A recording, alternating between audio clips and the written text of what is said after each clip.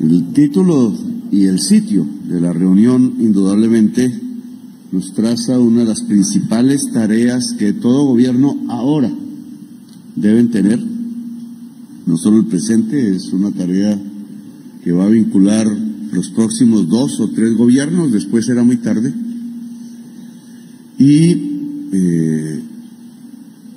obviamente pone el tema de la COP16, hecho en Cali, de enorme impacto mundial, con pocos avances de concertación entre las naciones del mundo, como sucedió después en la COP29 de Azerbaiyán, al que no pude ir, y que nos alista a un evento que será muy importante, creo yo, y también realizado en la Amazonía, que es la COP30 de Belém de Pará, en donde nuestros departamentos, los departamentos amazónicos sobre todo, sus comunidades diversas, étnicas, culturales, juveniles, etcétera, deben preparar una asistencia masiva, en mi opinión, ojalá llegando por el río Amazonas, habría que organizar eso.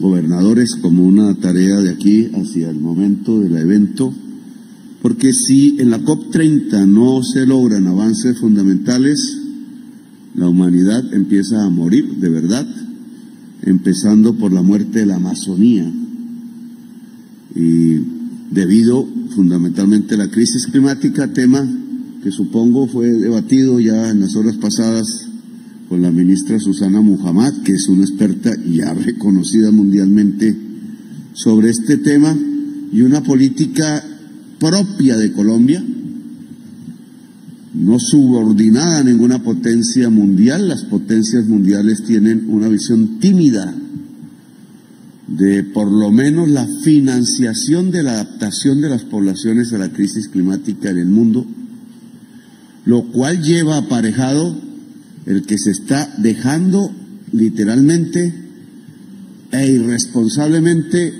a la muerte a millones de personas que habitan el tercer mundo. Discusión política del mundo, geopolítica, que va a profundizarse de ahora en adelante, porque los pueblos del tercer mundo no se van a dejar morir, porque el financiamiento de esa actividad corresponde a una reestructuración de las finanzas mundiales que se ha propuesto por Colombia y que hay que seguir proponiendo cuando hablamos de cambio de la deuda externa por acción climática. Es la única manera que vemos para que realmente recursos muy importantes de centenares de miles de millones de dólares al año puedan ayudar en verdad de una manera más eficaz a que las poblaciones se reubiquen, a que haya una serie de obras de infraestructura, a que haya una implementación de la salud preventiva en el mundo que impida, por lo menos en el corto plazo, que la crisis climática mate nuestra gente. Voy a adelantarles, por ejemplo, un hecho que ha ocurrido en las últimas semanas, no lo hicimos público, esperando un éxito o, de lo contrario, una alarma que se hubiera hecho pública. El virus de la fiebre amarilla, propio de estas regiones, un mosquito específico que vive más o menos en estos climas amazónicos, selváticos, calientes, por virtud de la crisis climática que hace que la temperatura vaya subiendo en lugares de altitud que antes eran templados, incluso diría fríos.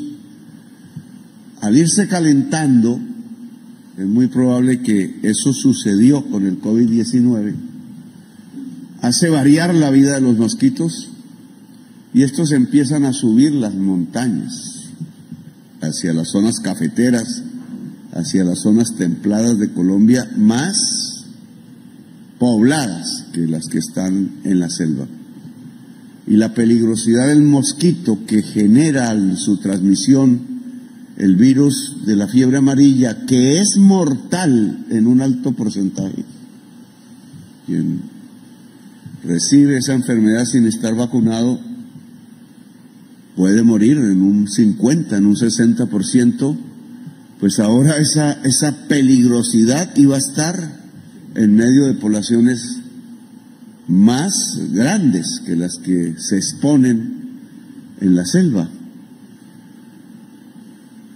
Hay un remedio contra eso, la vacuna, pero la vacuna en general se había extendido en Colombia en la población que precisamente vive en las tierras bajas y selváticas de Colombia, o quienes iban a visitarla o no. Es una exigencia de las aerolíneas, etcétera, de algunos países del mundo. Pues bien, al subir el mosquito a la montaña y exponer a la población, estuvimos en un peligro enorme de expansión del virus, con las consecuencias que ya aprendimos del COVID-19. La propiedad del virus de ser transmitido solo a partir del mosquito, pues Anopheles creo que se llama científicamente, lo hace más lento en su expansión y por tanto más fácilmente controlable, control que solo puede darse a través de la atención primaria en el territorio y la prevención a través de la vacuna masiva en las zonas que se consideran pueden ser afectadas ahora nuevas, con más población, y por tanto estuvimos ante ese reto en el Tolima, donde murieron 5 o 6 personas y algunos animales. Tolima cafetero, en su cordillera oriental bajando al río Magdalena. Si no hubiéramos tenido un sistema preventivo, y esto tiene que ver con el debate de la reforma a la salud, porque Colombia sacrificó su sistema preventivo por preferir el sistema curativo, donde se montó unos negocios que prácticamente han desfalcado el Estado en los últimos años, que proponemos reformar, pero que en el tiempo que llevamos, con normas aún actuales, no por la ley que no ha sido aprobada por el Congreso, pudimos ir construyendo un sistema preventivo de equipos médicos en las regiones. La idea son 1000, no son suficientes, que nos permitieron actuar rápidamente en el Tolima y en las zonas de afectación, hacer una especie de cuadrante de vacunación masiva. En fiebre amarilla contamos con vacunas para toda la población para fiebre amarilla y se detuvo el impacto del virus en la población. Población vacunada, población que no se expone a la fiebre amarilla así el mosquito llegue. Este es un gran ejemplo de una reforma del gobierno que es interesante que analicemos, además porque no podemos decir que hay una victoria completa, puede aparecer el mosquito en otras zonas templadas del país y siempre, y las secretarías de salud departamentales deben estar preparadas para hacer en la zona donde aparezca una vacunación masiva, ojalá con los equipos médicos que el gobierno no solamente le propone a todo el país a través de la ley de reforma a la salud, sino que ya está ayudando a implementar allí donde gobernadores y alcaldes se le han metido a la tarea, prácticamente directores de hospitales públicos locales, y estamos viendo uno de los logros al detener el virus de la fiebre amarilla, al menos donde se desató, donde floreció en el Tolima. Esto tiene que ver con la crisis climática. Este tipo de nuevos contactos con virus que antes no tenían contacto con la humanidad van a crecer exponencialmente. Si los sistemas de salud no están preparados desde la perspectiva de la prevención y la atención primaria, que no es un negocio y por tanto debe ser una responsabilidad pública, podemos sucumbir más rápido que nada en cantidades alarmantes, como ya lo vimos en el COVID-19, y estas son las tareas de una negociación mundial, porque cómo se financian esos nuevos esquemas de salud que no son mercantiles, sino es con presupuestos, y cómo entonces puede haber presupuestos públicos si los países están sobreendeudados y pagando deudas externas enormes.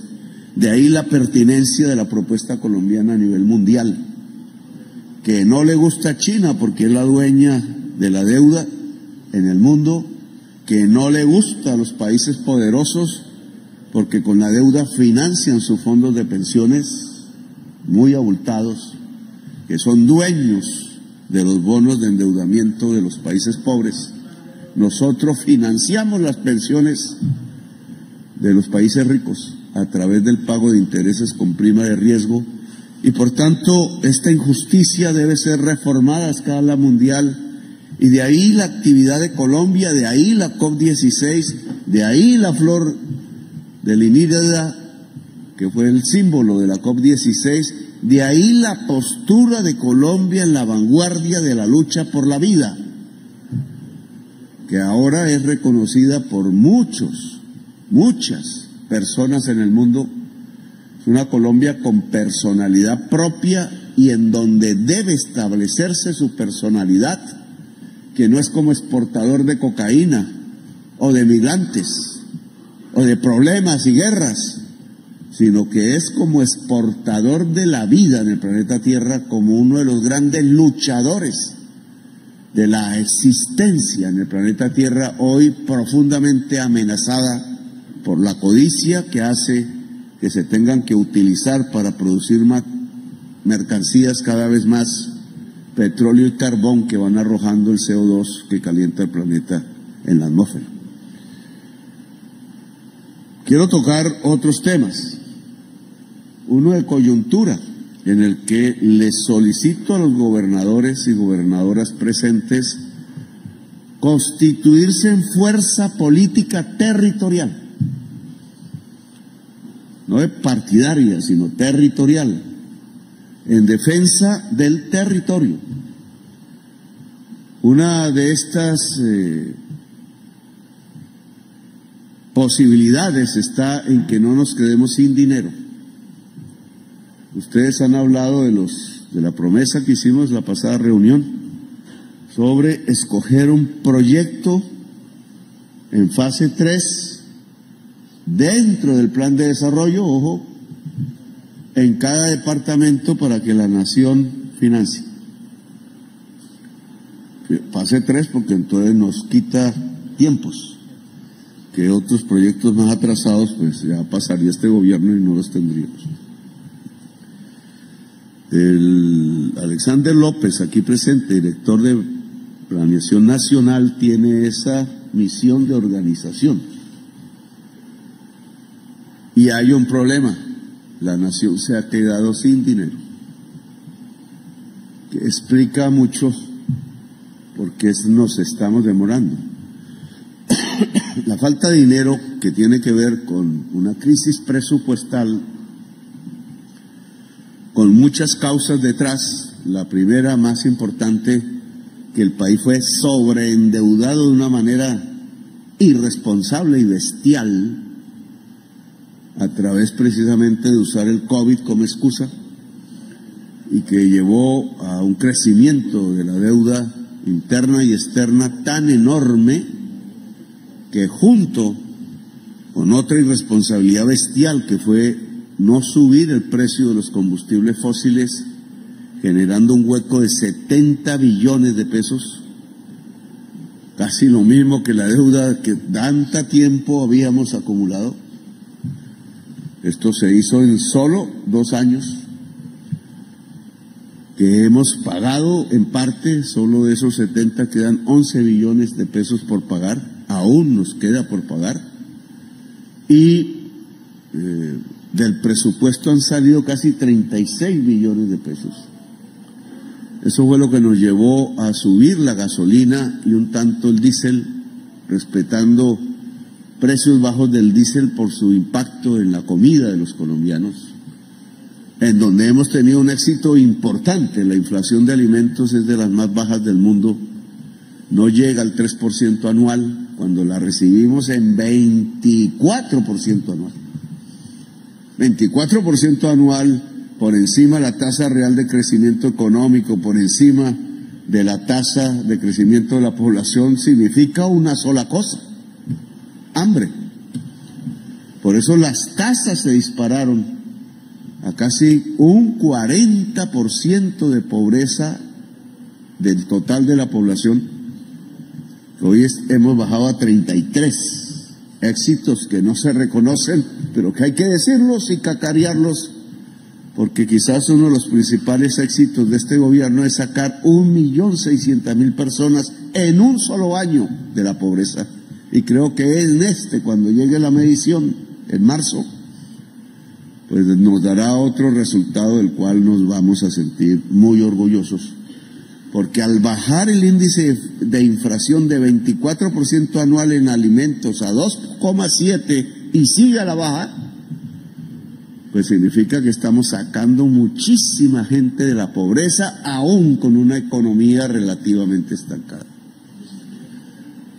Vamos resolviendo el tema de la pobreza por una baja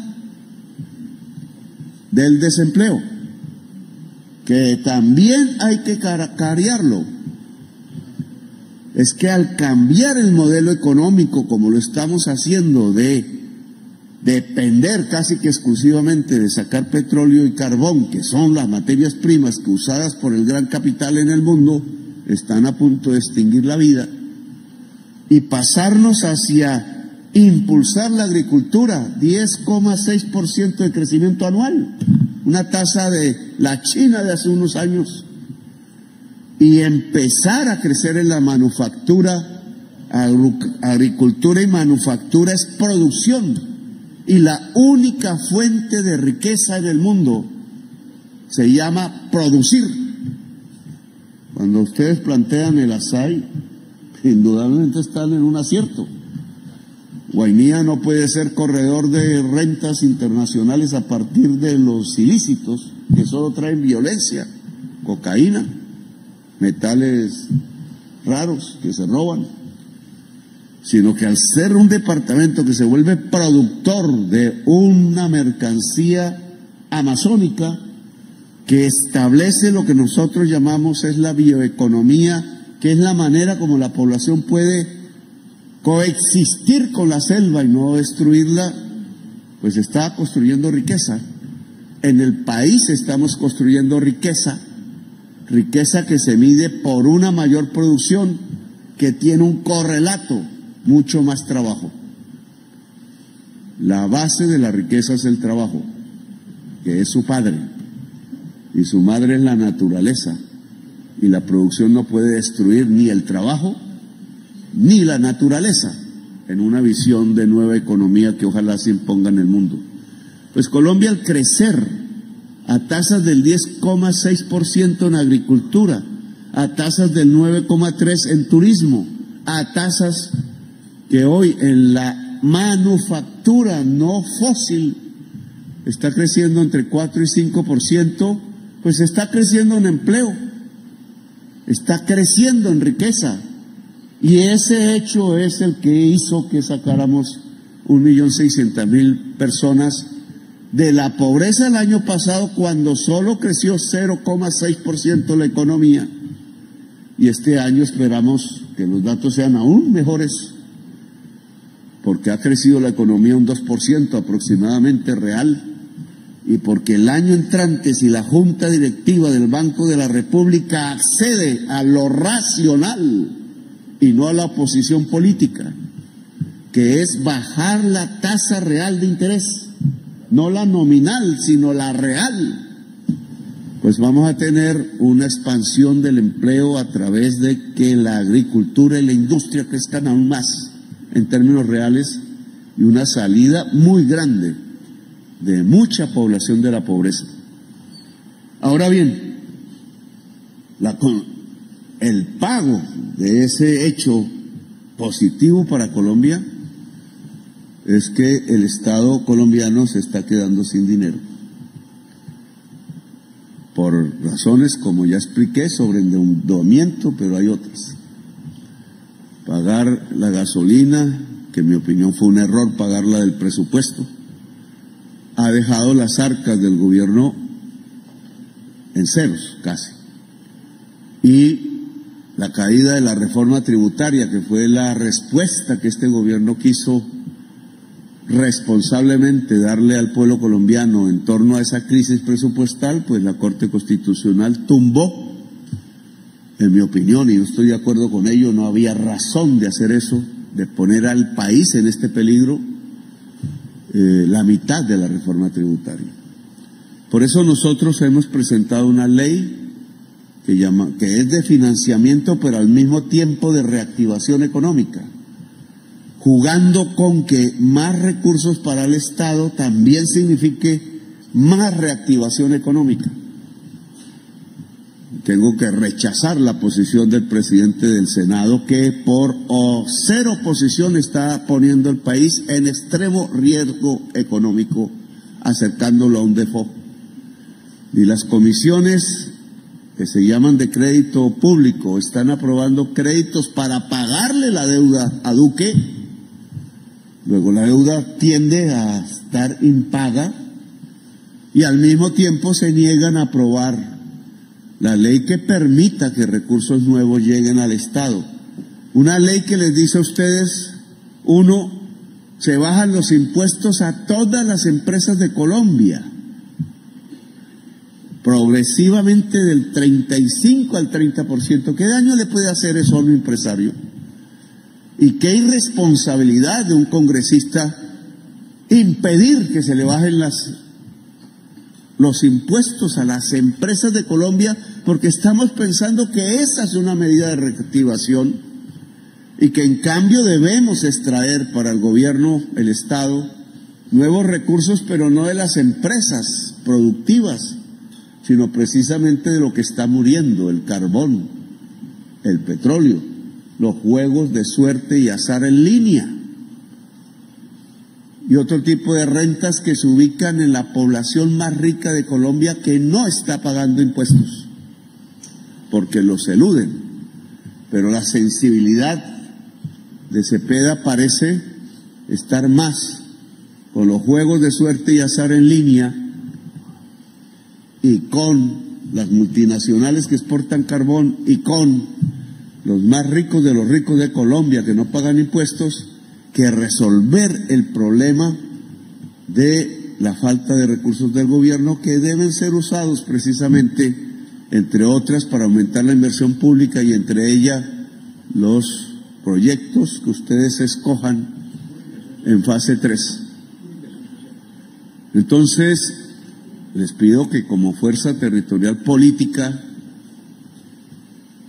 hablen con sus parlamentarios, representantes de sus regiones, todos, de todos los colores políticos, y los pongan en función de que pueda haber esos recursos para no tener una promesa vacía, sino que se vuelva realidad. Al lado de esto, Alexander debe usar la figura de la vigencia futura, proyectos que no se hacen en un año, se hacen en varios. Luego, para asegurar su financiación, en muchos casos, tiene que haber la utilización de vigencias futuras, y el año entrante es el último año en que podemos. Así que esto hay que trabajarlo rápido. No es que no haya habido reuniones con gobernadores desde planeación, desde que hicimos la propuesta. Se han hecho, no sé cuántas. Se han reunido 17 gobernadores. La pregunta es, yo tengo el listado: Norte de Santander, Boyacá, Cesar, Huila, Cauca, Chocó, Nariño, Meta, Bolívar, Córdoba, Huila, Guajira, San Andrés, Santander, Casanare y Quindío, dentro de la lista que tengo aquí, el Tolima, pero no son todas las gobernaciones. Habría que preguntarse por qué otros no van, si no les interesa. Eso sería un tema que dejo en la discusión. Igualmente hay un segundo tema o tercero de lo que he hablado, que ya no es coyuntural, es estructural, es política con P mayúscula. La descentralización, que para mí debe estar ligado a democracia local.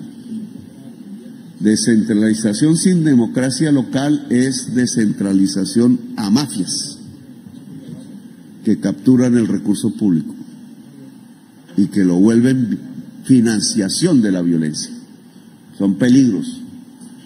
La única manera para que un traslado del dinero público a cualquier territorio no se vuelva en combustible de la violencia, porque también hay una economía ilícita no solo sobre la cocaína, sobre el oro, sobre los metales raros, sino que hay una economía ilícita sobre el presupuesto de Colombia, que en muchas regiones es capturado a la fuerza o bajo el miedo y llevado a los grupos ilícitos. Y entonces se convierte en más muerte y violencia en la región, paradójicamente un dinero que debería es construir paz. Ahí hay un peligro que yo quiero que se resuelva y queda un solo debate, y entonces también le pido a la fuerza política territorial que nos ayude. Porque en la Constitución debe quedar, en la Constitución, la ley desarrollará ese principio general, más concretamente, pero en la ley deben quedar unos criterios que hoy no están en el proyecto. Uno de ellos es que es para cerrar las brechas. Como ustedes lo pueden observar, y solo hay que ver los cuadros de vigencia futuras que los gobiernos anteriores fueron dejando, el sistema SPG y las transferencias que hace la nación en general a proyectos que son territoriales en la práctica, está aumentando la desigualdad territorial en Colombia, no disminuyéndola. Desde ese punto de vista, las reformas hechas contra el sistema SPG, SGP, yo siempre confundo ahí las siglas, que se aprobaron en la Constitución del 91, han traído más desigualdad. Si ustedes miran la mayor inversión de Colombia en los últimos 10, 15 años, pues son carreteras 4G, no es agua, como lo dije en el Congreso de Infraestructura en Cartagena hace 2 días.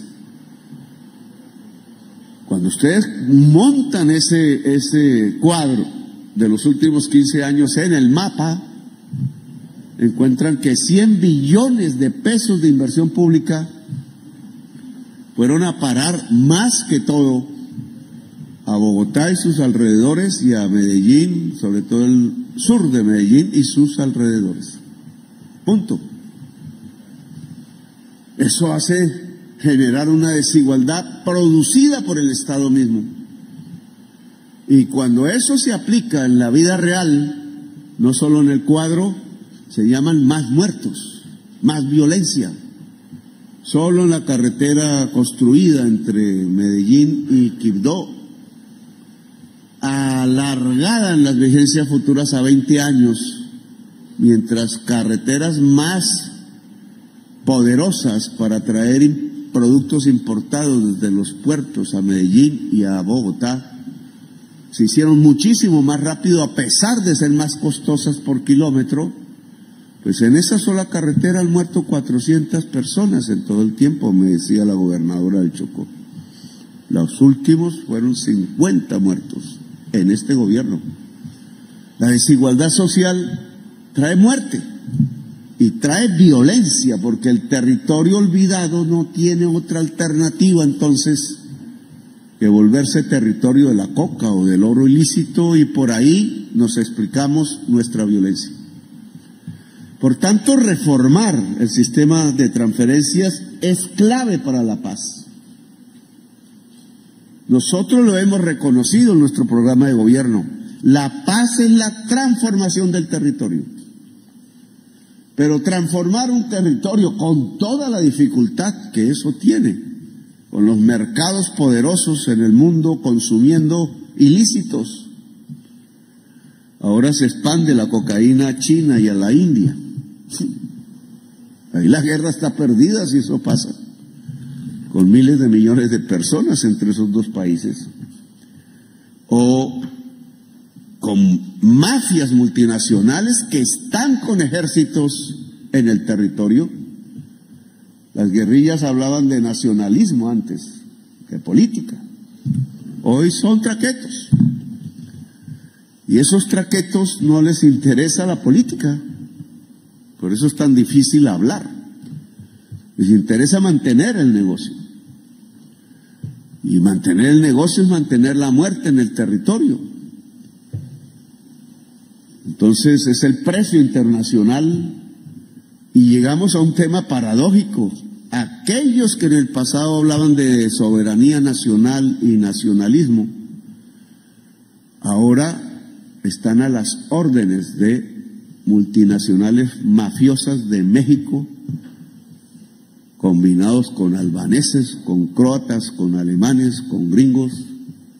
Y entonces tenemos verdaderos ejércitos de ocupación al servicio de poderes extranjeros, es decir, estamos perdiendo nuestra soberanía.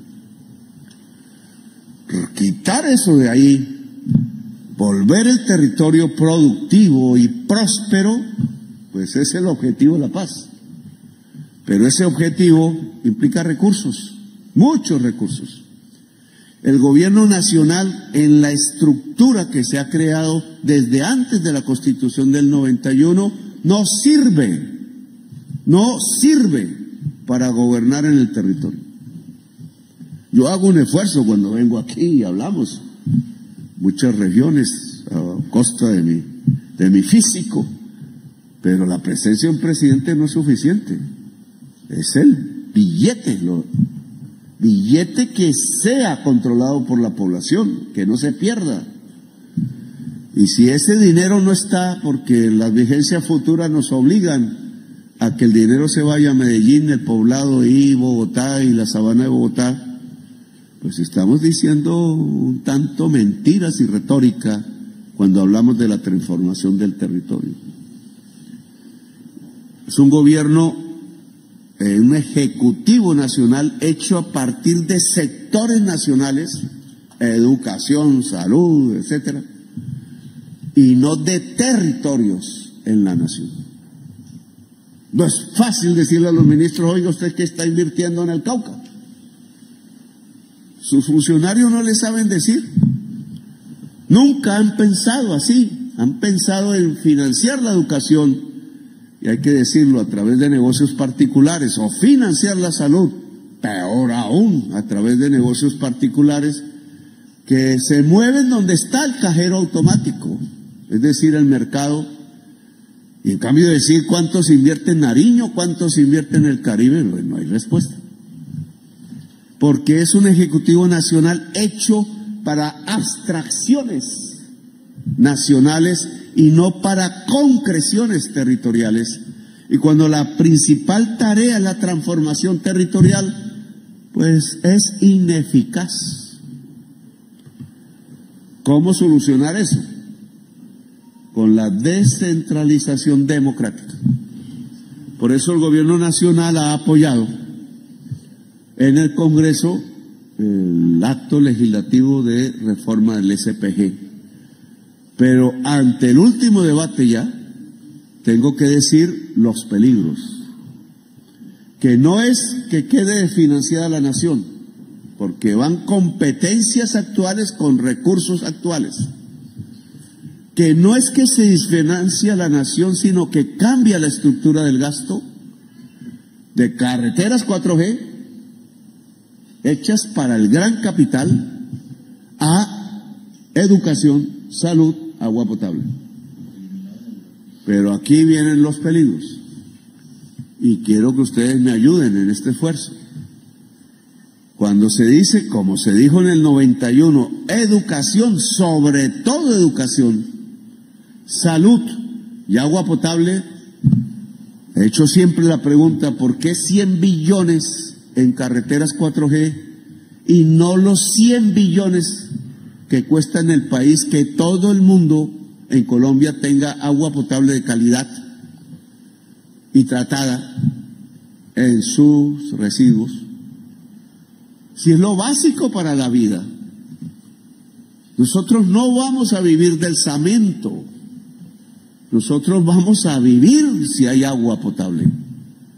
Las regiones de Colombia por eso tienen tan alto índice de desnutrición infantil, tienen un agua que no es potable. ¿Por qué los políticos de Colombia decidieron el cemento y no el agua? Es una pregunta que yo tengo que hacer, porque esa decisión hecha por negocios particulares y CBY y no por la vida de los colombianos, pues es una decisión de muerte, cuando las decisiones en una potencia de la vida como Colombia deben ser de vida, no de muerte. Embelesados con la muerte por tantas décadas, ahora no somos capaces de construir políticas públicas por la vida. Nos gusta la muerte, en medio de la vida exuberante. Y eso es lo que tenemos que cambiar. Por eso le hemos apostado a la descentralización, pero miren el peligro. El Congreso de Colombia dice, como va el texto, que salud, educación, agua potable y otros sectores.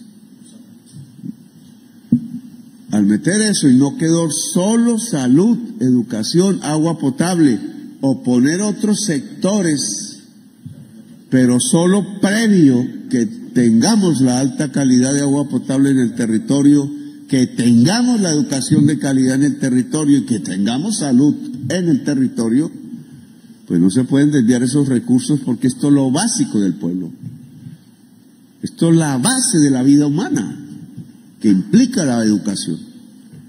Luego hay que estar atentos a que no se vayan a irrigar recursos, porque terminamos arreglando parques o obras que se vuelven elefantes blancos, o corrupción, peor aún, en vez de estar con ese dinero solucionando la base vital de cada ciudadano y ciudadana de Colombia. Y este es un peligro, que hay que estar atentos en el último debate, porque estamos reformando la Constitución, que no es fácil. Y hay un segundo peligro, que no se diga en la Constitución que la ley que transfiere competencias y recursos derivados de esta reforma constitucional no sea para cerrar brechas. Ojo, y sé, yo fui alcalde de Bogotá, pues sé que Bogotá va a aspirar a que más recursos le lleguen de la nación cuando tiene una fuerte base financiera local, territorial, a excepción de las demás regiones, o Medellín, para la lógica de los pudientes de Medellín. Y por ahí no vamos a la paz, sino que vamos a profundizar la violencia a partir de aumentar la brecha entre los territorios de Colombia, es decir, aumentar la desigualdad. Los demócratas siempre hemos nacido bajo la bandera de la lucha por la igualdad y la libertad. En la desigualdad no hay libertad, hay libertad para unos, los privilegiados. En la igualdad la libertad se democratiza, y el ser humano, por sus propios genes, desde el inicio de la humanidad, está concebido para ser un ser libre y no un esclavo. Cuando nos impusieron la esclavitud, los sojuzgamientos de unos seres sobre otros, siempre ha habido lucha y conflicto, porque todo ser humano no aguanta más para sí mismo que la libertad, no el sojuzgamiento. Y un demócrata tiene que reconocerlo, y yo soy un demócrata. Por tanto, la igualdad y la libertad van unidas, pero si lo que producimos en la Constitución es un sistema para abrir la desigualdad a través del SPG, desigualdad territorial, pues vamos por lo contrario. Y entonces yo le pido a la fuerza territorial, política la voy a llamar así, no es partidista, sino la defensa del territorio, que en su mayoría es excluido de las decisiones nacionales. ¿Cuánto cuesta, cuántas cosas alrededor de que el aeropuerto de Guainía sea bueno? Cuando tenemos aquí un foco turístico que puede atraer mucha gente del mundo, cuando se puede abrir otra actividad lícita que pueda hacer próspera la región, ¿cuántos problemas no hay para que una decisión de esas, compárelo con la expansión de la tercera pista en Bogotá, que no es necesaria, pero ahí va toda la atención mediática y no va al aeropuerto, que podría traer aquí el desarrollo turístico de la región, turismo que debe ser, también tiene sus peligros, sostenible, etcétera, para no destruir un territorio tan hermoso en donde firmamos nuestro Plan Nacional de Desarrollo, allá en la estrella de Linírida, que ahora es un símbolo mundial, por la decisión de que Colombia sea una potencia mundial de la vida, y para eso, pues nos dimos las mañas de traer la COP16 y de hacerla con éxito en Cali. Gracias, muy amables por haberme escuchado. Creo que hemos dejado algunas discusiones en la mesa para que los gobernadores pues tomen decisiones alrededor de estos temas. Gracias, muy amables.